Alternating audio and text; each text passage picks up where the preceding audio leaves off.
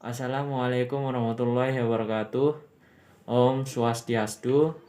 Perkenalkan, nama saya Edi Kurniawan dari Fakultas Peternakan Universitas Udayana.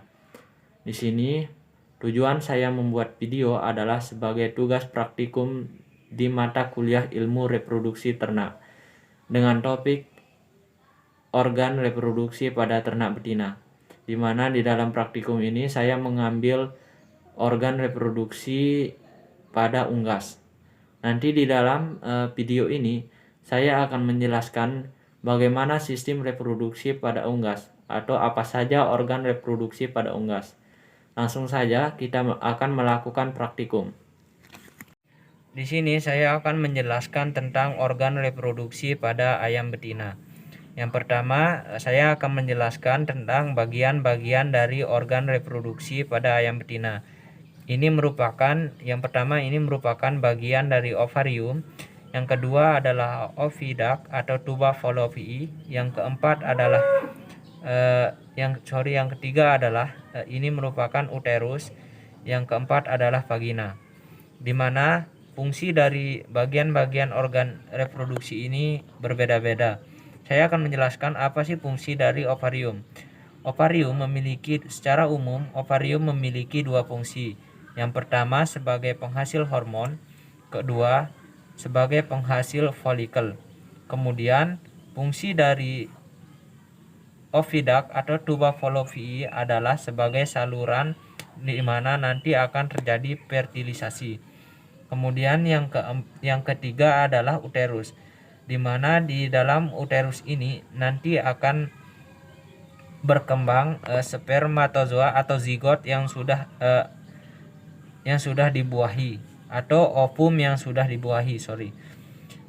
Kemudian adapun sistem reproduksi pada unggas atau pada ayam dimulai ketika ayam itu sudah mulai dewasa, di mana ketika ayam itu sudah dewasa dia akan menghasilkan kelenjar hipotalamus akan menghasilkan hormon FSH atau follicle stimulating hormone, di mana fungsi dari hormon FSH itu adalah dia akan merangsang ovarium untuk membentuk folikel.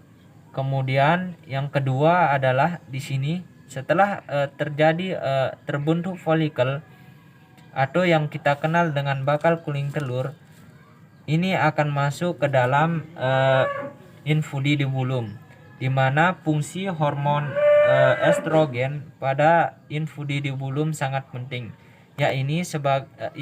Hormon estrogen ini yang akan merangsang infundibulum untuk membesarkan salurannya.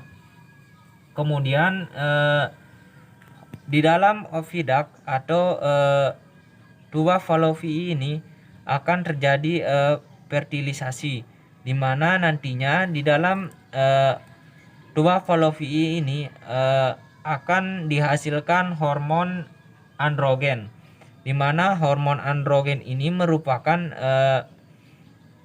perangsang supaya tuba fallopiae ini menghasilkan putih telur.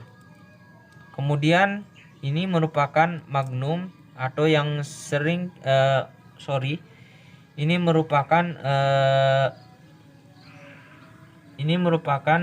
isthmus, di mana isthmus ini sering disebut sebagai penyempitan. Kalau kita perhatikan besar atau diameter dari isthmus ini lebih kecil daripada magnum. Selanjutnya ketika sudah melewati isthmus, maka telur akan masuk ke dalam uterus, di mana di dalam uterus ini akan terjadi pembentukan kulit telur yang dirangsang oleh hormon estrogen. Kulit telur ini terdiri dari kalsium karbonat. Kemudian setelah kulit telur terbentuk secara sempurna, kemudian telur akan disimpan untuk sementara di dalam vagina sebelum dikeluarkan, di mana telur sebelum dikeluarkan dari vagina Telur akan dilapisi oleh lapisan mukosa yang akan mengering ketika telur keluar dari vagina ini. Sekian dan terima kasih terkait. Semoga video ini bermanfaat. Assalamualaikum warahmatullahi wabarakatuh.